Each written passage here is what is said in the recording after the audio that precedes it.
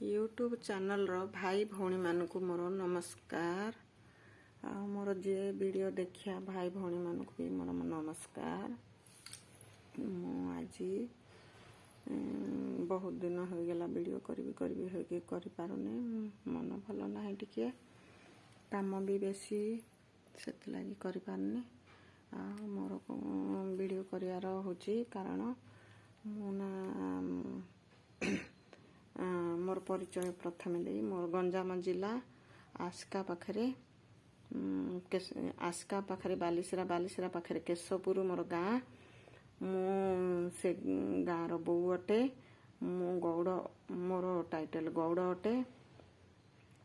मु आज कहीं मोर परिचय दौची माने से गाँ रे मोर कुछ असुविधा अच्छी से लगी मु परिचयटा देली। मोर निजर रिश्तेदार जी से मानक लगी मु आज टेंशन हेली कहीं ना से सदा बेले कहे जे झीर माँ मु राणी पुअर माँ तू चाकराणी हेले से माने जदि किछि भल काम करि थांते से माने मते सब कहिले भी मते किछि बाधी न थांदा। से माने निजे भल काम किछि करि नाहंती से माने मते ताना दउचंते। आउ सेथि लागि मु जो वीडियो मते जो गाली गुलो जो से माने करिसंती मु सेथि लागि से गाँ रो भी किछि जणको से वीडियो माने छाड़ी थिले मोल देखो केमती कथा कोन कहउचंती हेले से गाँ वाला भी किछि एते ध्यान देलेनी हो न देले मोर सेथिले किछि फरक नाही। किंतु मोर आज जो खेल होइछि सेथि लागि कहिली से जेतबेले मते कहूछि झियर माँ राणी पुअर माँ चाकराणी हेले से आगो को भाबिबा कथा मु किछि तो गलत करी नाही मो सासु पई। जदि मु किछि गलत करिछि से वीडियो गुडा को कागु देखैले ना मते खराब लागबो। से सब भी आज जाई से सब भी टेंशन नाही हेले से भी जेतबेले बाहा हेला बादे ता स्वामी चाकरी करथला ना चाकरी रो घमंड रे भाई माने दियर नणंद ए समन को ताको आउ देखा गलानी ना सासु बेली हेले देखा गलानी। सेथि लागि आज मते गाहाणी गाउची मु तो एमिति मो सासु को करथिली तू भी तो बो आसिले भी तते एमिति करिवो ई आउ दुनिया को कौन शिक्षा दब ये गलत शिक्षा ही ताको भगवान देखैचंदी गलत रास्ता रे ही से मानकर दिन गला हेले गलत करिलो मु मानुची किंतु गलत रे तुम कौन सजाटा मिलिला सेटा तो तम मुंड रे पसिलानी। तुमे आज मते गाना सुनौच हाँ तुमे आज जो गलत करिथिलो तार सजा मिलिछि कि ना नाही तुमे मो पे गाना गाउच जदि तुमे सजा मिलिथिबो मो बो भी सेटा आग पछ भाबिबो तापरे मो साथी रे गलत काम करिवो न हले केबे करिवो नाही।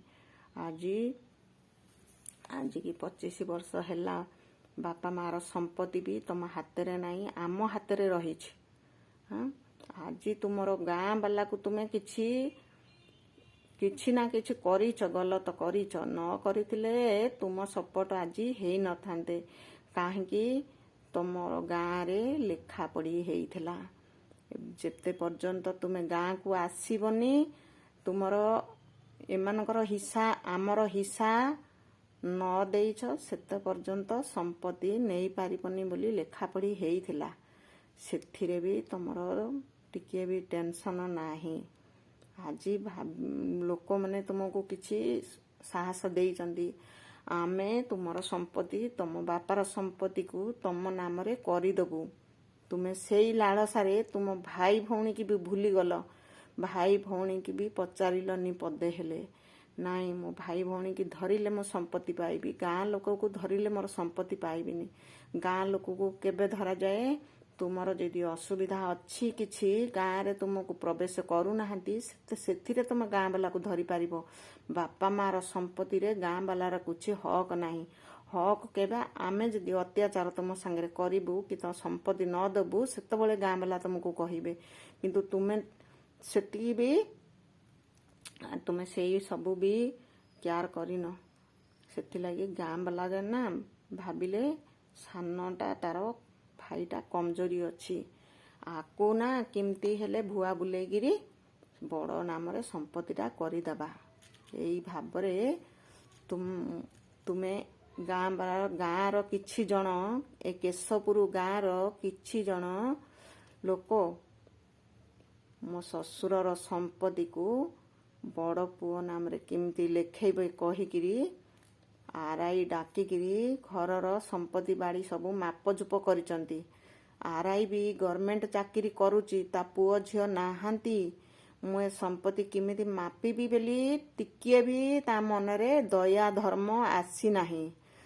ତା ପୁଅ ଝିଅ ନାହାନ୍ତି, ମୁଁ ଏ ସମ୍ପତ୍ତି ମାପି ପାରିବିନି ବୋଲି ଗାଁ ବାଲାକୁ ବି କହିଲାନି। ସବୁ ସମ୍ପତ୍ତି ମାପିକିରି ତାର ବଡ଼ ପୁଅ ବି ନଥିଲା, ବଡ଼ ପୁଅ ନାମରେ କେମିତି କରାଗଲା ସମ୍ପତ୍ତି ସବୁ।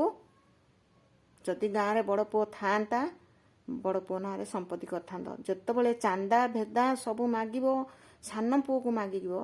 ଏବେ ସମ୍ପତ୍ତି କଲାବେଳକୁ ବଡ଼ ପୁଅ ନାଁରେ କରିବ। ସବୁ ମୋର ହିସାବ କିତାବ ଦେବ। ମୋତେ ଦରକାର ନାହିଁ ସେ ଗାଁର ସମ୍ପତ୍ତି, ଲେକିନ୍ ମୋର ସବୁ ହିସାବ କିତାବ ଦେବ, ତାପରେ ସମ୍ପତ୍ତି ନେବ। ତୁମେ ସବୁ ମୋଠୁ ହଡ଼ିପିକିରି ରଖିଛ 25 ବର୍ଷ ହେଲା।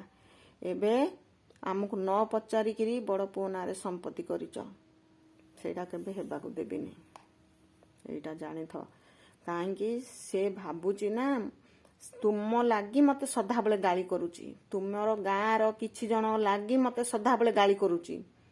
ଯାଉନା, ସେ ମୋର ସମ୍ପତ୍ତି ପାଇବାର ଥିଲା ତ କାହିଁକି କୋର୍ଟ କଚେରୀ ପଡ଼ିଛି, ସେ ଯାଇକି ସମ୍ପତ୍ତିକି ଲଢ଼ିକିରି ଆଣିପାରିଲାନି କି? ତୁମେ ଭାବିଲା ନା ସରଳରେ ସବୁ ପାଇଯିବ ବୋଲି। ଏଇଟା କେବେ ହେଇପାରିବ ନାହିଁ। ଯେତେଟା ପୁଅ ସେତେଟା ଅଧିକାର ଅଛି, ବୁଝିଲ। ତମେ ଦେଇପାରିବ ନାହିଁ ସମ୍ପତ୍ତିଟା ତା ନାଁରେ ଲେଖେଇଲେ ହେଇପାରିବ ନାହିଁ କିଛି। ଏ ସମ୍ପତ୍ତି ସବୁ ପୁଅ ଝିଅର ହକ୍ ଅଛି। ଆଉ ଆସିବ ଯେବେ ନା, ଖାଲି ସେ ଏକୁଟିଆ ସମ୍ପତ୍ତି ନେଇପାରିବନି, ସାଇନ୍ ବିନା ସାଇନ୍ରେ ନେଇପାରିବ ନାହିଁ, ବୁଝିଲ। ଭାବିଥିଲ ଯେ ଏବେ ବିନା ସାଇନ୍ରେ ସବୁ କରେଇ ଦେଉ ବୋଲି, କରିଥିବ ଲିଗାଲ ସାର୍ଟିଫିକେଟ୍ କରେଇଥିବ, ବୋପା ମାର ଗୋଟେ ପୁଅ ଖାଲି ବୋଲି କରେଇଥିବ। ସେଥିଲାଗି ତମେ ସମ୍ପତ୍ତିଟା ତା ନାଁରେ ଲେଖିଛ। ନହେଲେ ଏ ସମ୍ପତ୍ତି ତୁମର ଲେଖିବାର ହକ୍ ନାହିଁ। ତୁମେ ତା ବାପାର ପୁଅ ନାହିଁ। ଆର୍ଆଇକି ବି କହୁଛି, ଗଭର୍ଣ୍ଣମେଣ୍ଟ ଚାକିରି କରୁଛୁ, ତତେ ଏ ହକ୍ ଦେଇନି ଗଭର୍ଣ୍ଣମେଣ୍ଟ କା ସମ୍ପତ୍ତି ତୁ ମାପିକିରି କା ନାଁରେ ଲେଖେ ବୋଲି। ତାର ଯେତୁଟା ପୁଅ ଝିଅ ଅଛନ୍ତି ସେତିଟାକୁ ଡାକିକିରି ତୁ ସମ୍ପତ୍ତି ମାପ କରିବୁ। ବିନା କାହାର ଅଜାଣତାରେ କା ଘରର ସମ୍ପତ୍ତି ମାପିବା ତୋର ହକ୍ ନାହିଁ। ଆର୍ଆଇ କହିଦେଉଛି, ତୁ ଆର୍ଆଇ ହେଇଛୁ, ଆର୍ଆଇ କାମ କର। ଅଜାଣତାରେ ସମ୍ପତ୍ତି, ପୁଅ ଝିଅକୁ ଅଜାଣତାରେ ତୁ ଯାଇକି ସମ୍ପତ୍ତି ମାପ କରୁଛୁ। ଗାଁ ଲୋକ ତୋତେ ଗାଁ ଲୋକ କହିଦେଲେ, ଗାଁ ଲୋକ କହିକି ବିକିଦେବେ ମୋର ଶ୍ୱଶୁରର ସମ୍ପତ୍ତି। ତୁ ସବୁ ସମ୍ପତ୍ତି ବି ବିକ୍ରି କରେଇ ଦେବୁ। ଓରା କେବେ ହେବାକୁ ଦେବିନି, ଏଇଟା ମନେ ରଖିଥା। ମୁଁ ଯେତେ ପର୍ଯ୍ୟନ୍ତ ବଞ୍ଚିଛି, ମୋ ଲୋକର ଟେନସନରେ ମୁଣ୍ଡ କ'ଣ କରିଦେଇଛ। କିନ୍ତୁ ମୋ ମୁଣ୍ଡ ଠିକ୍ ଥିଲା ପର୍ଯ୍ୟନ୍ତ ମୁଁ ଏସବୁ ହେବାକୁ ଦେବିନି। ମୋ ନଣନ୍ଦ ମାନେ ମୋ ସାଥିରେ ଅଛନ୍ତି, ବୁଝିଲ। ମୋ ନଣନ୍ଦ ମାନଙ୍କ ସାଙ୍ଗରେ ମୁଁ କେବେ ଗଲତ ବ୍ୟବହାର କରିନି। ପଚାରିବେ ଆଘରେ ପଛରେ। ମୁଁ ଯିଏ କରିଛି ସେ କାହିଁକି ନଣନ୍ଦ ମାନଙ୍କୁ ଧରି ପାରିଲାନି। ନଣନ୍ଦ ମାନେ ଦୁଇଟା ନଣନ୍ଦ ଅଛି, ଦୁଇଟା ନଣନ୍ଦକୁ କାହିଁକି କଥା କରିପାରୁନି। ଦିଅରକୁ ସିନା କଥା କରିପାରିବନି। ଆଉ ତା ଭଉଣୀ ମାନେ ନ ରାଜି ହେଲା ମାନେ କେତେବେଳେ ସମ୍ପତ୍ତି ନେଇପାରିବେ ନାହିଁ। ଏଥିଲାଗି ଭଉଣୀ ମାନେ ଶୁଣିଲେ ବାହାରୁ ତ ଭଉଣୀ ମାନେ ଆମକୁ ଡକେଇଲେ, ତମେ ବି ପଦେ ଆମକୁ ଜଣଉନାହ ଆମ ସମ୍ପତ୍ତି ତା ନାଁରେ ଲେଖୁଛ। ସେଇଟା ଏମିତି କେଶପୁର ଗାଁରେ ଏଇ ସବୁ ନାଟକ ଚାଲିଛି। ସେଥିଲାଗି କେଶପୁର ଲୋକମାନେ ନା ଏ ଖେଳରେ ଧୁରନ୍ଧର ଅଛନ୍ତି। କିନ୍ତୁ ସବୁ ଲୋକ ଜାଣିନାହାନ୍ତି ତୁମର ଗଲତ ଗୁଡ଼ାକ। ତୁମେ ଇଏ ମାନେ କିଛି ତ ତମମାନଙ୍କର ଚାଲ ଏସବୁ ଏଗୁଡ଼ା କିଛି କାମରେ ଦବନି। ମୁଁ ବଞ୍ଚିଥିବି ଯେତେ ପର୍ଯ୍ୟନ୍ତ। ତୁମେ ଯାହା ପାଇଁ ଯୋଉଟା କରୁଛ କର, ମୋ ଘର ପାଇଁ ତୁମେ ଗଲତ କରିପାରିବ ନାହିଁ। ତୁମ ଲାଗି ମୋ ଶାଶୁର ଘର ଦୁଆର ବି ଭାଙ୍ଗିକିରି ପଡ଼ିଲା। ଆମେ କରିଦେଇଥାନ୍ତୁ ଆଜି, ଆମକୁ ଆହୁରି କେତେ ହଇରାଣ କରିଥାନ୍ତ ଏବେ। ମୁଁ ସେଥିଲାଗି ସେ ଘର ଭାଙ୍ଗିଗଲା ପଛକେ ମୁଁ କିଛି କରିନି। ଆଜି ମୋତେ ଦେଖିଲି ମୋର ଶାଶୁ ଶ୍ୱଶୁରର ଇଷ୍ଟ ଯୋଉଠି ଅଛନ୍ତି ସେଇଠି ବି ଖରା ପଡ଼ୁଛି, ପାଣି ପଡ଼ୁଛି, ଆଖିରୁ ମୋର ଲୁହ ବାହାରିଲା। ତୁମମାନଙ୍କ ଲାଗି ମୁଁ ଆଜି ଘର ବନେଇ ପାରିଲି ନାହିଁ। କିନ୍ତୁ ମୋତେ ସେ ଅଭିଶାପ ପଡ଼ିବନି ଭଗବାନଙ୍କର, ତୁମମାନଙ୍କ ଉପରେ ହିଁ ପଡ଼ିବ। ମୋ ପିତୃ ଲୋକର ବି ଅଭିଶାପ ତୁମ ଉପରେ ପଡ଼ିବ, ତୁମେ ଗଲତ ଯଦି କରିଛ। ଏମିତି ଗଲତ କାହା ପାଇଁ କରନି। ସେ ଭଗବାନ ସହି ଗଲତ ସବୁ ଜାଣିଛନ୍ତି, ତାଙ୍କର ସଜା ତୁମକୁ ଦେବେ, ଆମକୁ ଦେବେନି। ବୁଝିଲ? ମୋତେ ବହୁତ କଷ୍ଟ ଲାଗିଲା। ମୋ ଘରଟା ଦେଖିଲି ଯେତେବେଳେ ପୁରା ଭାଙ୍ଗି ଯାଇଛି, ମୋତେ ବହୁତ କଷ୍ଟ ଲାଗିଲା। କାହିଁକି ନା ଘରର ଇଷ୍ଟକୁ ହେଲେ ଆମେ ଅପମାନ ଦେଲା ପରି ଲାଗିଲା। ଆଜି ତୁମ ଲାଗି ମୁଁ ବାଧ୍ୟ ହୋଇକିରି କରିନି। ତମାନେ 4-5 ବର୍ଷ ହେଲା ଖେଳ ଚାଲିଛ ତାକୁ ଧରିକିରି। ହଉ, କରିଥାଅ। ମୋତେ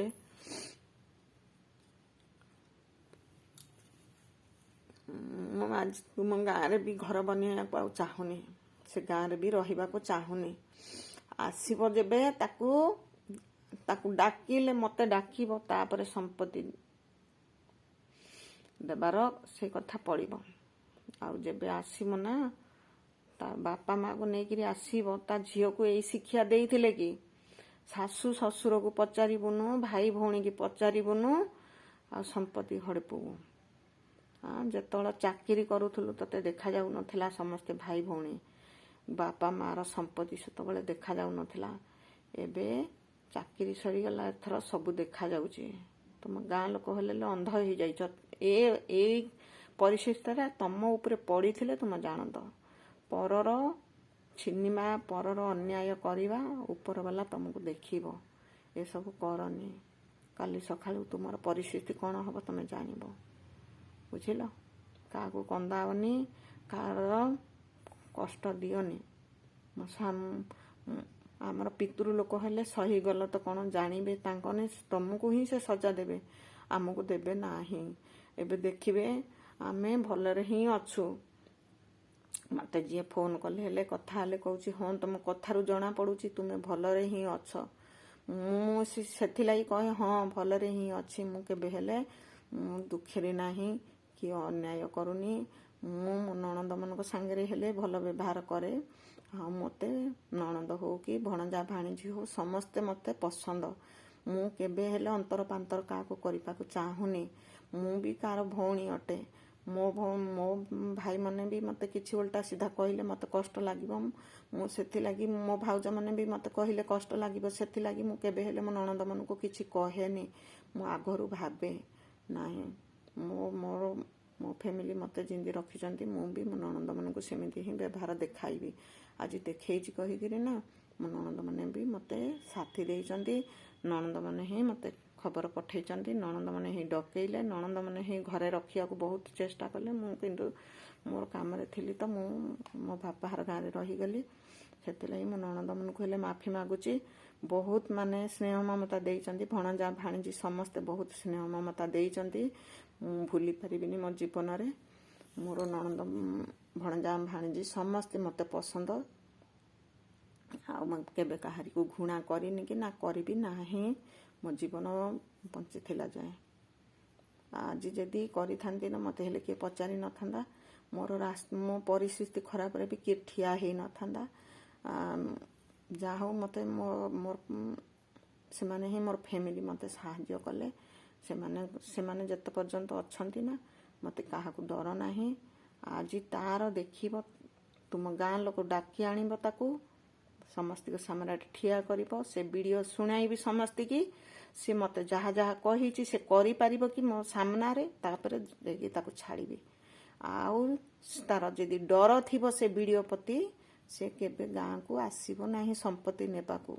ଆଉ ଏଇଟା ଝିଅ ନାହିଁ, ତାକୁ ଭାର ନେଇକିରି ତା ଘରେ ପହଞ୍ଚେଇ ଦେବ। ତା ବାପାର ସମ୍ପତ୍ତି ନେବାର ଅଛି ତ ସିଧା ଗାଁକୁ ଆସିବ, ଗାଁରେ ହିଁ ନେବ। ମୋର ଭୁଲ ଥିଲେ କ୍ଷମା କରିବ। ମୁଁ ଏ କେଶବପୁର ଗାଁ ଲୋକକୁ ହେଲେ କହିଦେଉଛି, ମୁଁ ଯଦି କିଛି ଗଲତ କହୁଛି ମୋତେ ବି କ୍ଷମା କରିବ।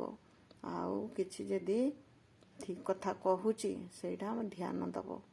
ମୋର ଯେଉଁ ଘର ଭାଙ୍ଗିଗଲା, ଘର ତମେ ଆହୁରି ଭାଙ୍ଗି ଦେଇଛ, ସେଇଟା ସେ ଉପରବାଲା ବୁଝିବ।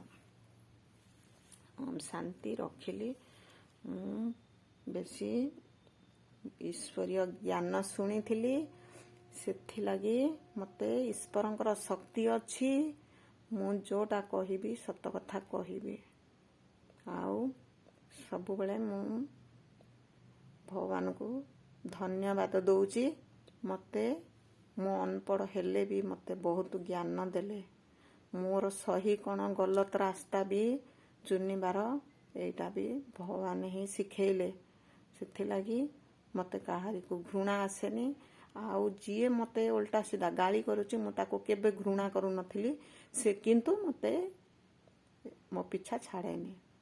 ଯେବେ ଗାଁକୁ ଆସିବ ହିଁ ସେ ତାର ସାମ୍ନାସାମ୍ନି ଯେବେ ହବ ମୁଁ ଜାଣିବି କେତେ ସେ ବାହାଦୁରୀ ମୋଠୁ ଅଛି। ଆଉ ସେ ବଡ଼ ବୋଲି ଘମଣ୍ଡ କରିଲେ ହେଲେ ସେ ତ ଭଗବାନଙ୍କୁ ଆଜି ଯାଇ ଜାଣିନି, ନ୍ୟାୟ ଅନ୍ୟାୟ ବି କିଛି ଜାଣିନି। ସେଥିଲାଗି ଘମଣ୍ଡ ମାରୁଛି। ଆଉ ଝିଅର ମା ରାଣୀ ଯେଉଁ କହୁଛି ତାର ଝିଅକୁ ମୋ ପୁଅ ସାଙ୍ଗରେ ବାହାଘର କରିନି, ସେ କହିବାର ମୋ ପ୍ରତି ହକ ନାହିଁ। କାହିଁକି? ମୋର ବୋହୂର ମା ହିଁ କହିପାରିବ ମୋତେ। ଆଉ ଯଦି ତାର କହିବାର ଅଛି ତା ସମୁଦି ଆଣିକି ସେ କହୁ। ଆଉ ଯଦି ସମ୍ପତ୍ତି ନେବା ସମୟରେ ତା ସମୁଦି ଆଣିକି ଡାକି ଆଣିବ। ସେଇଟା ମୋତେ ଶୁଣେଇବ। ଦେଖିବା କେତେ ଦମ ଅଛି, ମୁଁ ବି ଦେଖିବି। ଆଉ ମୋର ଯାହା ଭୁଲ ଥିଲେ କ୍ଷମା କରିବେ।